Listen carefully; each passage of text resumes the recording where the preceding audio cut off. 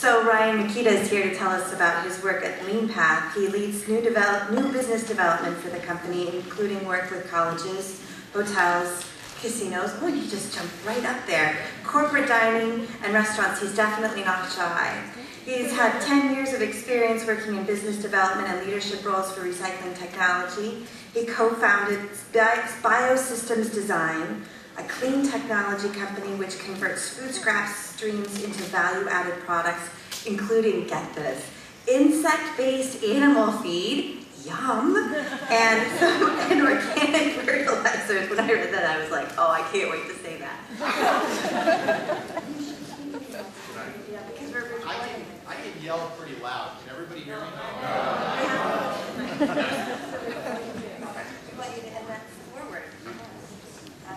Good morning, everyone. Here I am. I'm not an insect. Once upon a time, I was in a place called Columbia. How many people thought of the university when I said that? What about the city? Country? Boom. Appreciate that. It was the country. And we were doing a project with my previous company, Biosystems Design, to convert food waste into animal feed. Feeding cafeteria food waste at a university to larvae that we could harvest. A lot of you have probably heard about this. And we were collecting food waste from the cafeteria every couple of days, and something really interesting started to happen. In the beginning, there wasn't a lot of it. It was gross looking, it was mixed.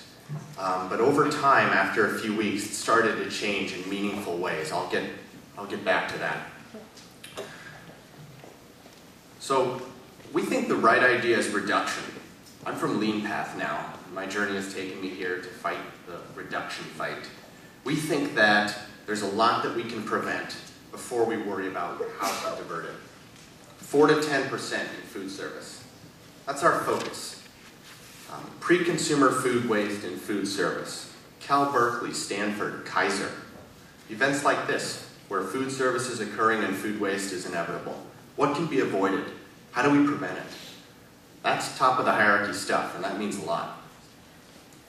Well, why now? Because boy, that sounds tough. That's changing humans. Humans don't like changing. Much easier to build a machine, or a process, or a service. How are we going to motivate kitchen staff, $12 an hour folks, to be more careful when they trim cucumbers? Well, there are a few things that are motivating people to do this. Socially speaking, food waste is unacceptable. It's on the same list that seasonality, local food, and others are on. Organic this, and so on. We are seeing people ask questions about food waste and food service. That's awesome. Hey, where does that stuff go at the end of the night? Perfect. Technologically, chefs, people who feed us at these large properties with big volume food service operations, they're being asked to be more data-driven. They want technology to arrive to food service, because it most certainly hasn't, but it's coming. Economically, of course, 4% annual rise in food costs the past few years. We're in the middle of a drought.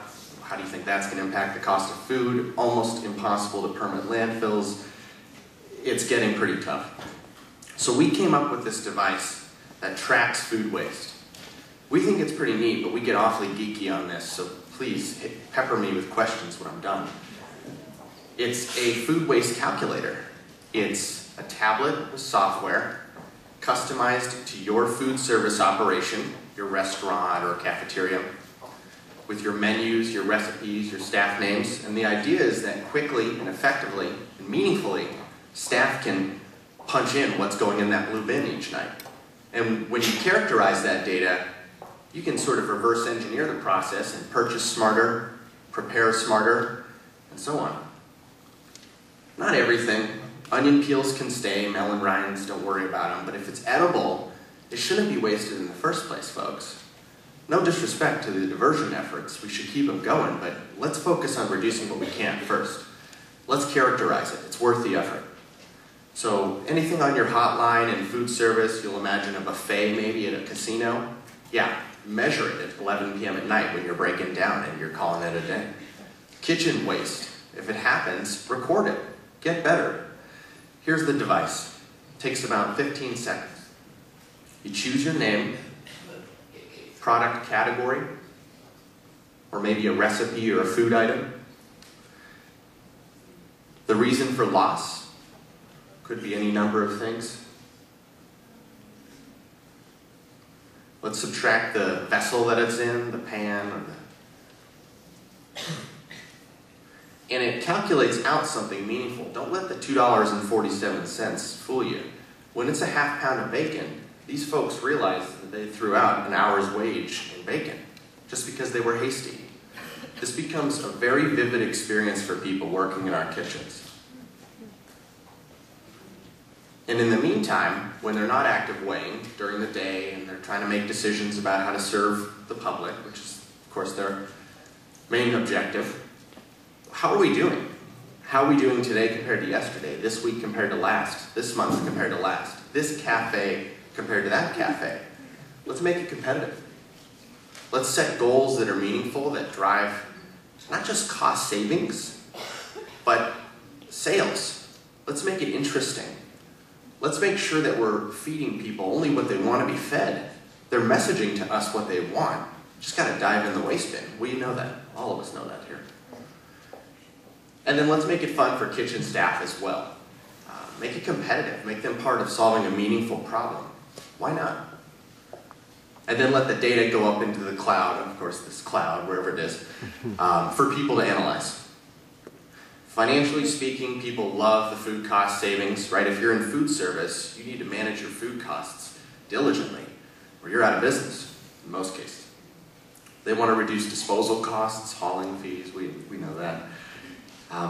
Make sure they're in line with regulatory compliance. We're seeing the Northeast ban food waste pretty aggressively. It's coming. We're bigger, more complex states, but it's coming. Environmentally, it's a great story to tell. If you're a property, maybe you're undifferentiated, maybe you're in a casino and gaming, and you want to tell a great environmental story. Excellent branding opportunity. Socially speaking, it makes the kitchen easier to run. These chefs are running around like generals in a battlefield. They don't have a lot of time to think about what's going on. They write off waste as a cost of doing business. Not okay with us. It shouldn't be okay with any of us. They need to be more careful, and they will be if it's easier to do when they know that their whole team is involved in managing it. Stop the bleeding, right? Do what you can with pre-consumer waste. Talk about the environmental equivalencies with staff. Talk about what it means. It's not that waste is bad, it's that talking about waste is good. Flip it. Dollars and cents, yeah, you'll save money. You'll save about 50% on your created food waste if you're a food service operation. That amounts to 2 to 6% of your cost of food. It's a lot of money. There's me. There's our process. Look at that slide. Back to my story.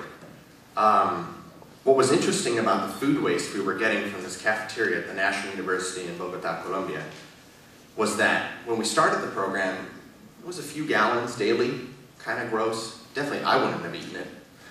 But then over time, it started to become more attractive food. It increased in volume. Next thing we knew, we were getting two pails, right? 2 totes full.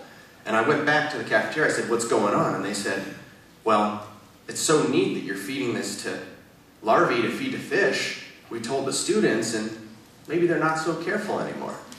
All of a sudden, it feels okay to waste. Whoa. Wait a second.